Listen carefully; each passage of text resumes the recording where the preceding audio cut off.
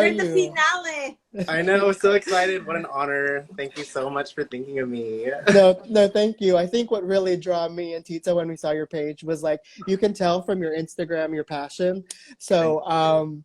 everybody who's tuning in, Paolo is representing from San Diego, California. All our San Diego um, friends and family out there, and he is a I would say like a food chef influencer who recently kind of started during the pandemic, and he's slowly growing his business, cooking Pow Pow, and it's really grown. And I've been able to see, even with our recent with Ashley, I see you have upcoming like pop ups with her and events with her. So that's very exciting. Just have to see the Filipino community in San Diego out there. So as we are celebrating Filipino American History Month, we always get started with if you want to go ahead and share a little bit about your roots and a little bit about your story. For sure. Well, thank you again. Hi, everyone. My name is Paolo. My pronouns are he, him, his. As they said, I'm here in the San Diego area in Mira Mesa. Originally from the LA area. My family's up in LA, the Valley, Santa Clarita. I go back and forth between the two. But found my way out here in San Diego for school and decided just never to go back. I love the weather out here, the people, it's hella chill, super cool. A little bit about my family. They immigrated to America from the Philippines in like the 70s, 80s. My dad from Mendez, Cavite, and my mom from Manila, Batangas, and is where You're she's from, from. So I know that's right. So definitely repping out here. And yeah, so as I've been out here in San Diego, it's just been a lot of me learning about my culture, kind of reconnecting with that. I was at Ashley, One Teaspoon of Yum, her interview, her Kapwa talk on Wednesday, and just resonated a lot with that kind of rejecting your culture and kind of not really feeling connected or not really knowing how to navigate being a Filipino American, of not being American enough, not being Filipino enough.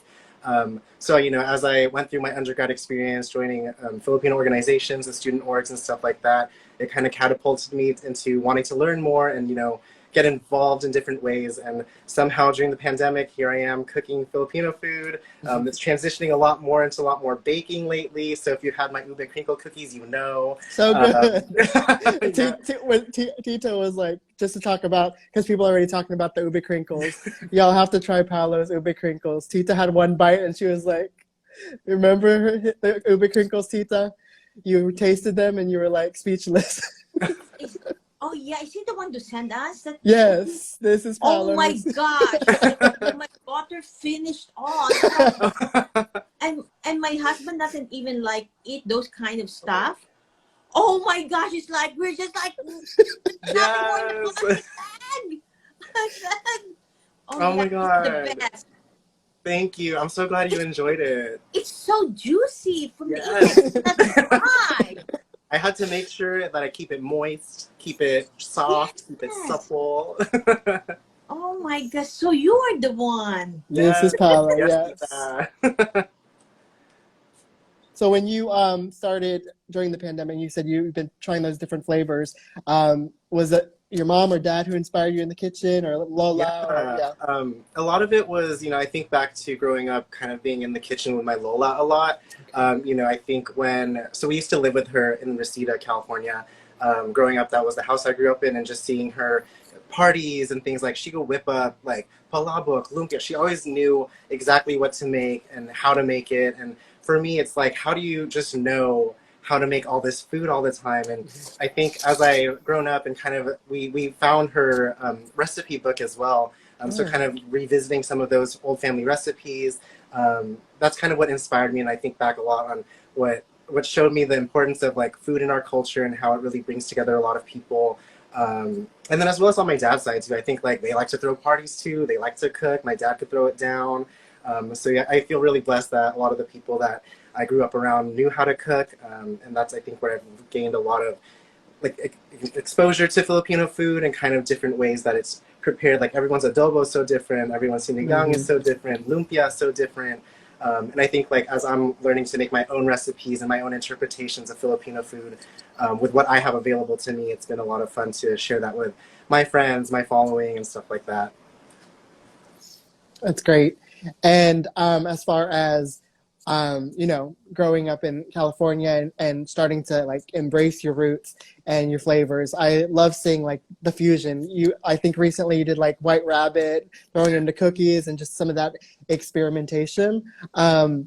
Where do you get those ideas from? Is it just I don't know. I guess like sometimes I just be thinking about how, you know, especially with everyone saying Filipino food is on the rise and how it's becoming more mainstream. I think about how do we, you know, while we're still keeping true to the culture, like how do we make it also something that everyone can enjoy, something that, you know, if you've never had Filipino food, what's a nice gateway into Filipino culture. And so I think about things like the cookie is such an easy way to like incorporate like Filipino flavors and stuff like that.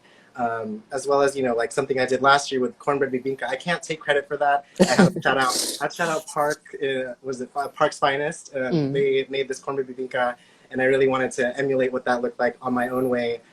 So, you know, thinking of how everyone has their own ways to take Filipino flavors and just make it their own. And I think that's really what I'm trying to do now, as I expand on what my repertoire looks like, is, you know, staying true to, you know, traditional Filipino flavors.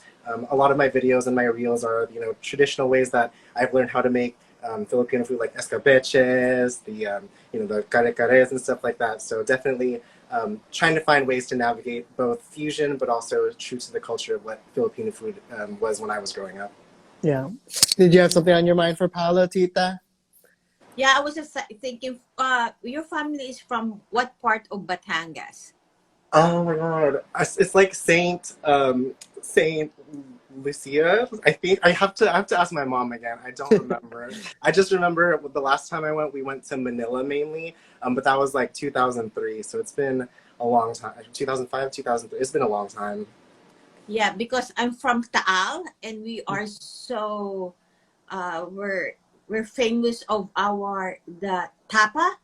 Yes, yum. So you're gonna take me, Tita? Are we gonna go to the Philippines? You're gonna show me Let's around? go. Food trip, food trip. Yes, I'm down. Let's say less. Yeah, that we have the tapa, and we're famous for that. You know how I wish you can also do those kind of stuff. Yes. And also our suman. Our suman is different from suman from like north from our suman. Yeah. Oh, Malbar, Batangas. We're from Malbar, Batangas. Eh? Malbar. So that's my Malbar. sister. Shout out to Pia. What's good, sis? Malbar. That's right. That's my lolo on my mom's side. Oh yeah. Okay. Yeah. We're close. We're close. You're close on the Batangas city itself. We're all fam. So y'all neighbors, your family, your family. What's good? We're all neighbors, and then also we have the suman, and the other one I forgot, those rice cake. I can't remember. The rice cake. We call it the rice cake. Yum. Well, we're gonna have to go, Tita. You're gonna have to teach me. You have to show me around, and we're gonna go. I mean, I'm free. What you doing next weekend? So. You're actually, Paolo, because we wanted to kind of like throw this surprise, and Tita doesn't know, but we've been talking about it, and we wanted to announce it to you, because we know you love cooking, and we love to invite you, because Tita started a new series called Tita Tries, and we were kind of inspired by Selena and the Chef, so we're going to try to film an episode of you virtually teaching Tita a recipe. And we'll put you like on a Zoom call, and then have her record one of your recipes and do it together, and kind of see Tita try. You know what? That's the problem with him. He always wants me to look stupid on our show.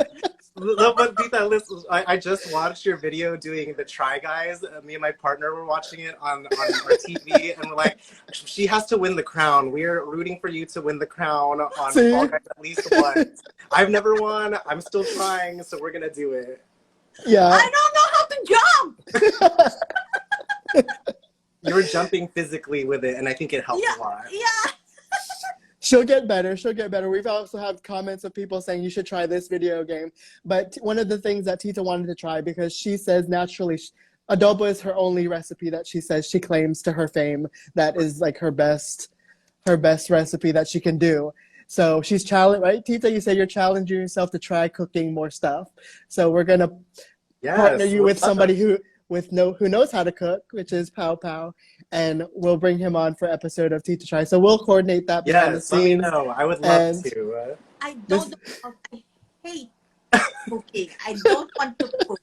I rather wash the dishes. Wow. We would be the perfect duo because I hate washing the dishes. That's my least favorite part.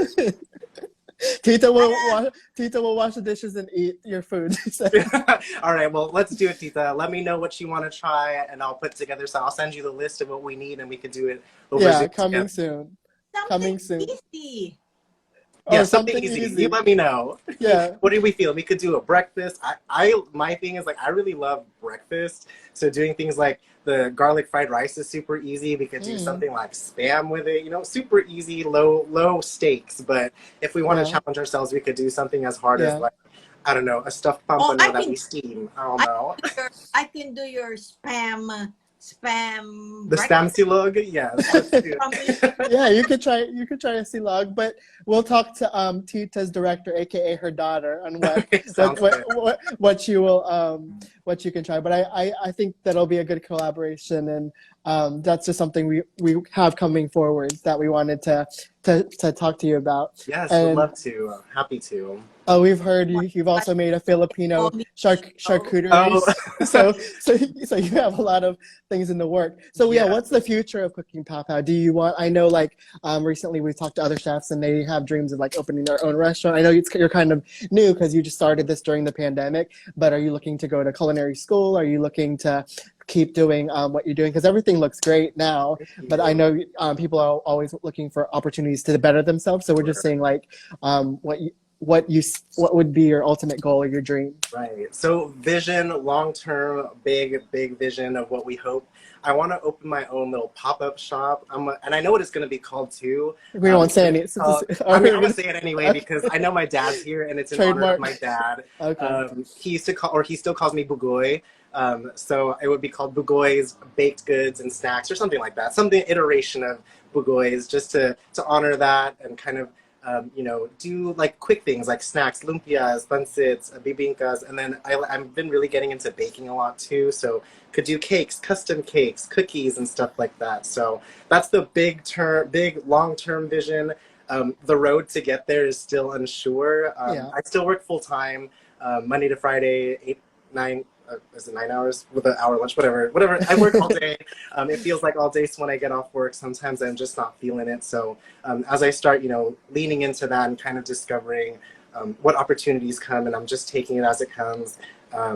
Right now, I think it's not going to happen soon, but I am hopeful within the next, like by 2023, I definitely want to have something a little more formalized and like, being able to sell cookies on the side. So like I've been doing a lot of birthday cakes lately as well. So just like, all for funsies, if someone wants to hit me up, let me know, send me a message. And I've been courting it that way, but would love to formalize that in a little bit more of a, set way where I can keep track of everything, Yeah, for sure. That's awesome. No, we like seeing all that. So do you feel like your focus is going to be more on like the baked good side, or you want to venture off into a little bit of everything, or you're still feel like figuring that out? We're still figuring it out. I think like my original intent was to do a lot more of the savory foods, like a lot more the food that I grew up doing. I eat a lot of desserts growing up. I think like more of the desserts we got were from Red Ribbon and Goldilocks and stuff like that. So for me, leaning into learning how to make a lot of more baked goods has been a lot more fun. I think about too. So I went to school for biology actually. And for me, what turned me away from it was a lot of the lab work and kind of just, a lot of meticulous, like you have to measure this much, you have to do this. And it was very exact. And baking is kind of a lot like that. You know what I mean? It's very like, measurements are important, temperature, et cetera, et cetera. And I think that's what I was trying to avoid doing because it reminded me so much of biology and chemistry that I was like, no, thank you. Would not like to bake. But, as I've been doing it a lot more and kind of just reintroducing myself into following recipes and following technique. It's been a lot of fun, and I think I'm hoping to expand on the things that I'm learning to do. A lot of what I've been doing is mainly cookies and Filipino desserts. Maybe I'll take more classes on French cooking and stuff, and like make more fusion French Filipino flavors and stuff like that. So there's a lot of opportunity that I see coming. I just learning to lean into it and lean into that discomfort of whatever's to come next. Yeah, for sure. So you have to lean into that discomfort too, Tita.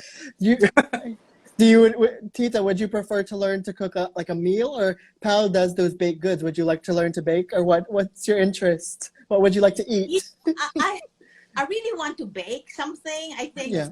I really want to try baking, but I, I I don't know, whatever is, challenge me of what you want me to do. Yes. I'll be fine. Just let me know the things I need in my Oh kitchen. yeah.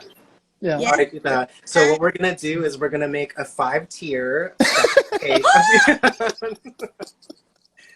We'll see. And we're gonna fill it with curd in the middle, some toasted coconut, homemade fondant. We got it, Tita. We could do it. Oh She's my! like, she's like, let's stick to the cookies. She wants to learn the ube cookies so she could sell it on the east side. You gonna have a I'm just praying for your patience with me. Of course.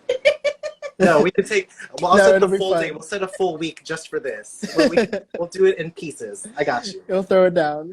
Paolo will take good care of you. Yes. I So got. on top of that, we're very excited we have a lot of viewers still on. So we wanted to introduce something new that we're going to do. So we're going to actually have a live little cooking demonstration to represent Filipino food. So Paolo, do you want to introduce what you're going to be doing tonight? And while me and Tita are going to To do live cooking here. Surprise! Oh my gosh! Oh my goodness! So what? Was?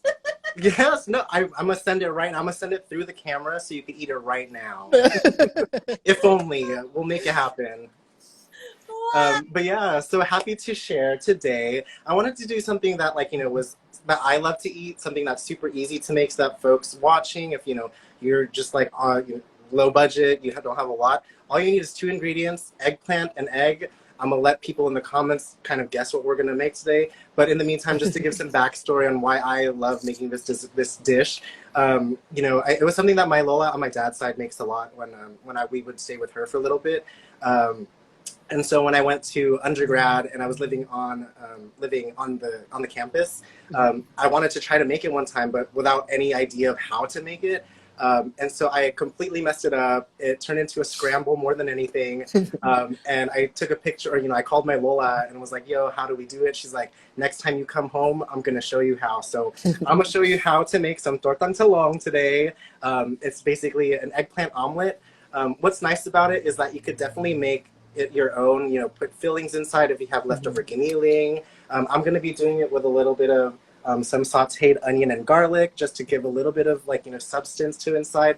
But honestly, if you don't have, anything in your fridge and all you have is just eggplant and egg, all you need is just eggplant, egg, and some oil, salt and pepper. Super easy, quick 10, 15-minute meal. And it's so fulfilling. Oh my gosh! My husband wants to learn how to cook that. There you go. Perfect. You might need to do that on an episode then.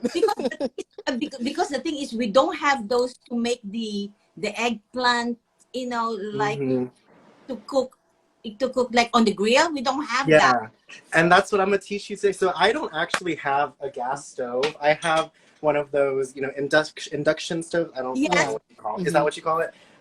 So my trick to help peel the eggplant to give it a nice char is to put it in the oven under the broiler on high heat, just to give it a little bit of a blister. It kind of emulates a little bit of charring, and then after broiling it, you'll just put it on top. You'll put some foil on top to let it sweat out, and that'll make it a lot easier to peel.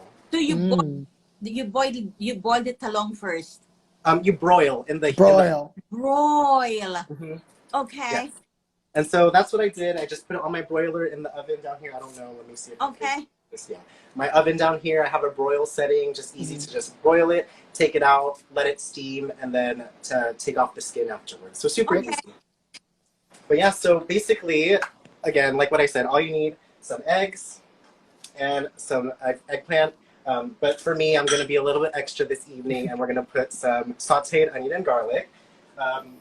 What we're going to do first is we're going to scramble our eggs. I'm very resourceful, so we have a Marie Callender's tin pan that we reuse for everything. What I'm gonna do is Filipino is always resourceful. resourceful, you know, like it's a nice pan. It's nice for your mise en place. It's nice to scramble eggs. I use it when I do hot pot nights with my friends.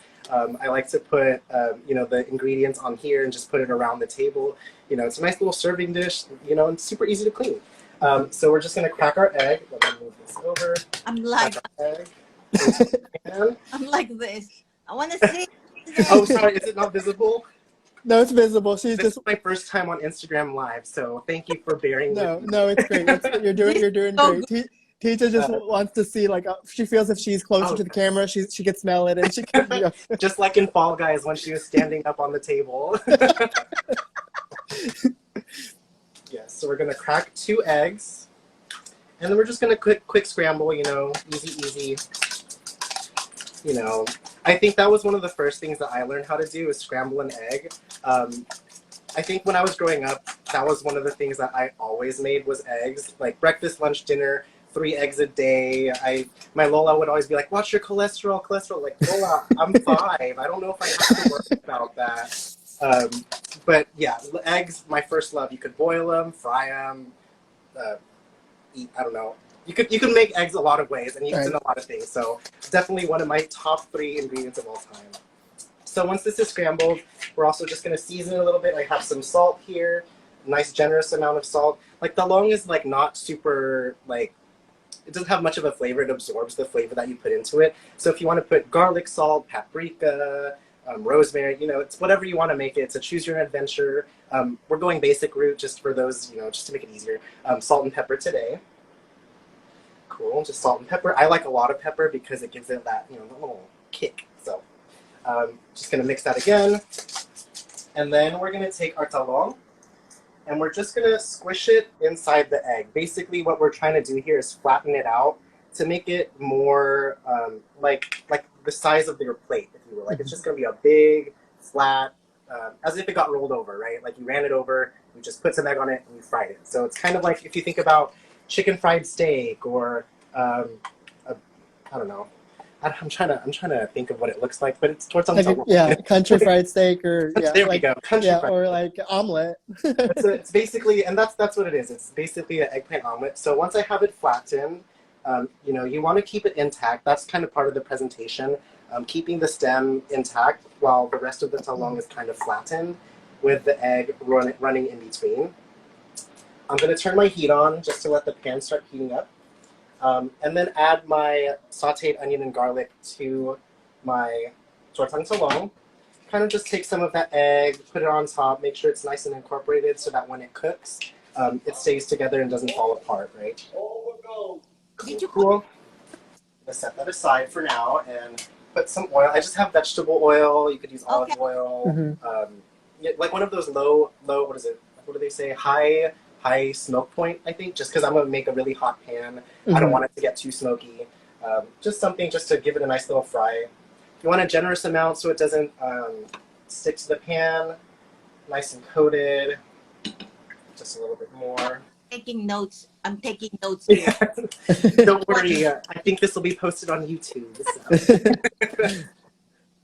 Perfect. Just going to let that get hot a little bit. Turn my heat up. And then what we're going to do, it's like a very delicate process. We're just going to gently let it fall into the pan so that it doesn't fall apart. Let me put this a little bit down. Sorry, everybody. I'm like, hey, I'm close. I'm looking. I'm just going to let it slide onto the pan like that. And then I'll pour the leftover egg on top of it to let it cook. Right? I don't think my pan was hot enough, but you know, when you're hungry, is it ever hot enough? Yeah. Cool. Just gonna make sure that the egg stays connected. We don't want to lose our egg, and make sure that the onion and everything stays inside our tortang talong. If you can see, it's already starting to bubble. Let me go a little bit closer here. Starting to bubble a little bit. There we go. Is that a good view? Yep.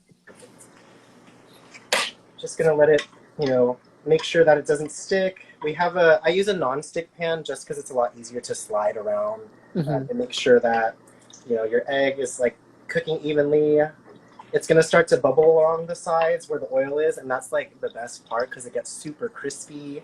Um, it should take, maybe 5 to 10 minutes max. I mean, if you want it super cooked, like super brown, up to you. Again, choose your own adventure.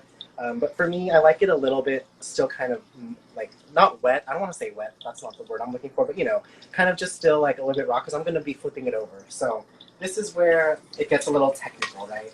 So I have a wide spatula here. I'm just going to lift it by its stem. Gonna pick up the whole tortang talong, and in a quick, swift movement, we're just gonna flip. Oh no, there it goes. If it falls, just pat it back in place. That's why keep it a little bit wet still, so that if it falls apart, it's still wet enough for you to reform it back into the tortang talong shape. So I'm just gonna let that brown a little bit. So Tita and Kuya, what are your favorite Filipino foods? Tita's is adobo, I think. But I like all of them. Like tortang talong is one of my favorites, and I was about to ask, like, have you done variations of the tortang talong with? I know you mentioned giniling, which is like, for people who might not know that are watching, is like it's like a ground beef like saute with sometimes with vegetables. Everybody makes it a little bit differently, Right. but I know growing up we had some giniling in there. But have you done any other variations or experimented? I think what I wanted to try soon is like doing like a corned beef one, just because like I just did, my mom used to make like those corned beef tortas where whenever we had leftover corned beef, just mix an egg in there, make little patties, and like serve it with rice, fry it up, serve it with rice. So why not put it in some tortang talong? I think that makes sense. It would give it a nice heartiness, a nice like saltiness. Just gonna check on this one more time. So 2 eggs. Yeah. One eggplant. Talong. Yes. That's my ratio. If you wanted a little bit more like eggy, obviously you could add more egg. But for me, I think like 2 eggs is always, the right number. Okay. It like balances out. Yeah, balance, yes. And so I have my plate of rice ready, and all I'm gonna do is turn on my heat off, and we're gonna do a quick flip, and there we have some tortang talong. Oh my gosh. We have the stem still connected. And then, I don't know about y'all, but I'm a big fan of the spicy jufra. Like, you just put that on top, mix it up, and then you're good to go. So, quick and easy. That took maybe 10 minutes max. 2 ingredients, 3 if you want to add onions. Serve it with rice, and that's a good breakfast, lunch, and / or dinner. Yeah. It's something that you can eat any time. It could be breakfast, like you were mentioning. Add the corned beef. It could be a full breakfast, a brunch. Yeah. Super easy. And I have another one, so I might just make it for breakfast tomorrow. So there you go. You've made people hungry. They say they ate dinner. I do have on my Instagram. There's a reel where I showed like the full process of how I broil my eggplant. I think I did it last year, so you might have to scroll a little bit. Okay. But yeah, I could repost it on my story and tag you all so that it's easy for you to make it. Well, definitely when we post up your episode, we'll put it right after so people know like this is how you do it. Yeah. Did you have anything you wanted to say, Tita? I have something prepared for him after, but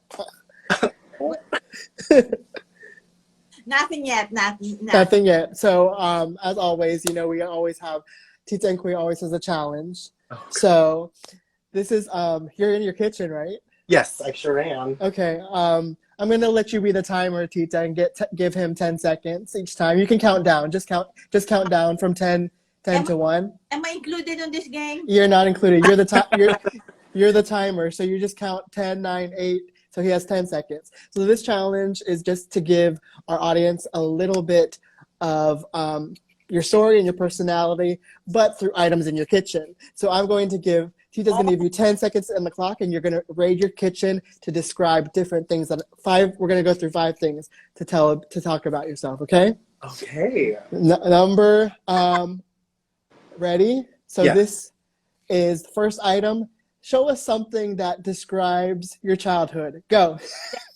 9, 8, 7, 6, 5, 4, 3, 2, 1. Bam! I chose some sinigang sa sampalok mix. I feel like my Lola made this all the time. It was either with salmon head, it was with sometimes pork, sometimes beef, but like anyway, like I like this super sour, so we'll always put an extra packet. So I think that symbolize for me. It reminds me a lot of my childhood. Whenever I have it, I'm not feeling good, or it's like a cold, rainy day. Sinigang is the answer. So All right. And Oh, number 2, find something that you could eat all the time. 10, 9, 8, 7, 6, 5, 4, 3, 2, 1. well, it's Right? gone because obviously I ate it already, but there was mango in this mix of fruit. But obviously I eat it all the time because it's already gone. But let's pretend there's mango still in here. No, mango's the best, especially our Philippine mango. It's the Yes. best. When it's nice and cold, you'll like cut it up and like make it like the squares on the back when you cut it and flip it inside out. That's the best. All right, number 3, something to describe your personality. 10, Go. 9, sinigang 2, 8, 7, 6, 5, 4, 3, 2, 1. Sinigang mix. I don't know why, but the first thing I chose was cayenne pepper because he's spicy. I don't know why. A little personality. I panicked. You know what? No, is it too bad to? Is it too late to switch?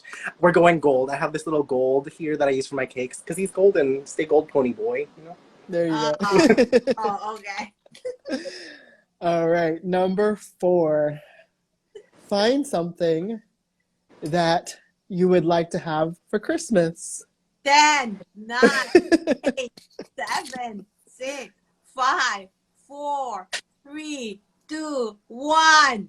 Okay, so I got a magnet from my fridge. It's a picture of the fellas that I used to live with in undergrad. I haven't seen them in, I think, since like year 1 of the pandemic, so or maybe year 2. So I know some of y'all might be watching. We got to have we're called the Birdhouse. So our little Birdhouse reunion, we got to put it in the books. That's my Christmas wish this year. We're manifesting. There you go. There you go. Okay. Okay. All right, and last, number 5. I'm sweating. No, you're right. So, House. something to describe the future of cooking with Pow Pow. Ooh. 10, 9, The future. 8, 7, 6, 5, 4, 3, 2, Ah! 1. Ah! Oh, Okay, we got it. All right. So this is baking powder. It's like a leavener, if you will, for like cakes and bake stuff that I learned. I still don't know what it does personally. I'm gonna have to go to YouTube University to get some information on how it works. But I think like for me, it symbolized, in like a cheesy way, growth. Since it's a leavener, it helps things expand, and I'm hoping Cooking Pow Pow will expand to something bigger than I imagined. At the start of when I put together the Instagram, what I used to do was actually post my cooking videos on my main Instagram stories. And it would just be like, super long, like 15-part stories. And I got a lot of like nice feedback from people like, oh, these are something I look forward to. Oh, this is so cool. I got to try it. And I was like, why don't I just make an Instagram account where I could compile it all into one account? And I did. I just took the chance, and here we are, like hoping that it'll expand into maybe even something bigger than just an Instagram account. Maybe it's a full-on, like I said, Googleaze. We're manifesting, putting it out there, speaking it into the universe. But yeah, that's the future of Cooking Pow Pow. That's awesome. Can I add one more, because this is about family? Can you find something in your kitchen to describe your family? 10, 9, 8, 7, 6, 5, 4, 3, 2, 1. So I got allspice. Because my spice cabinet's right here, 1, but 2, when I saw it, the first thing that comes to mind is like all. Like my family's my everything. I think end of the day, start of the day, I'm always thinking about my family. I've been living out here in San Diego on my own since 2013, 2014-ish. So since then, it's been a lot of like, whenever I come home, it's just nice to reconnect with family, FaceTimes, calls, birthday parties, holidays. My family's my everything, I will do anything for my sisters, for my mom, my dad, my cousins. Like growing up surrounded by family has meant a lot to me. And so at the end of the day, it's always family first. Awesome. That's very sweet. So we always try to leave with encouragement. Like you've talked about manifesting, and again, we're manifesting with you. Tita always has her keep going, keep going. Yeah, keep going. Because like you said, when we saw through your feed, we were able to see your passion for what you do. So keep going, and we just want to encourage you, as a Filipino American, to keep sharing your passion, your dreams, and reaching out. The younger generation's able to see. The passion and the love we have for our food, our culture, and our stories. So just keep going and keep growing. Did you have anything you wanted to say? That anything coming up? I know you have had some markets recently, and if you wanted to shout out anything you have to people that are in that California area or maybe in the California area can come and check out your business. Of course. Well, no, thank you again so much for, one, the words of encouragement, and two, for allowing me to be a part of this year's series of Kapwa Talks. Definitely looking forward to our Cooking with Tita, our little Zoom meeting that we're going to do. Looking forward to it. But yeah, things upcoming. If like Ashley shared on Wednesday tomorrow, if you're in the San Diego area, we're going to be having a Filipino American History Month bake sale. I'm actually, if I turn my camera, I'm actually baking my rabbit cookies and my bibingka for our bake sale tomorrow. It's going to be at 9:30 a.m. in Mateo for a Cause in South Park. So definitely come through. All proceeds are going to benefit the House of the Philippines in San Diego. So. Awesome. That's great. And always remember, don't forget where you came from. Always do your roots. Always remember that and stay humble. Yes, and just like my tattoo, I have a little boy bawang. I saw a comment, someone wanted me to show my boy bawang tattoo. She's, always know my roots. I love, gotta be That's your roots. That's your roots. That's your roots. And probably in, maybe Pal will do a little bit of research from the Batangas. So when you film your episode, you can talk about Batangas a little more because Tita, that's where she's from, and she loves her roots. Oh, for sure. And if anything, maybe I'm gonna just be zooming in from Batangas. You never know. So once again, we just thank you so much, Tita. You have anything else you'd like to say? Well, thank you very much for joining us here. It's really a pleasure. This is you're the finale of our Kapwa Talk for Filipino American History Month. So we had a lot of surprises in store of you doing our first live demonstration, revealing an upcoming Tita series, and people have to stay tuned tomorrow for a 10-10. We have something. We need all of you that are watching. We see couple of you on here. You have to check back tomorrow at 6 p.m. because Paolo's involved in some of stuff that's coming. Tomorrow's getting close to Halloween, so something's happening tomorrow. So it's exciting. So stay tuned. All about it. Get ready. Mabuhay. Yeah. All right. Well, we will be catching up with you, and we just wish you the best. And we hope tomorrow is a great time at the market. Thank you so much. Yeah, you're welcome. We really need to go to San Diego. We need to go. Yes. Hello? We will. Here, I got you. We will. We'll manifest it. All right. Thank you. Everybody. Thanks, Paolo. Bye. Take care. Miss, paalam. Paalam. Take care. Paalam at salamat. Salamat. Take care. Thanks for watching, Tita and Kuya. If you like this channel, like, comment, and subscribe. Bye.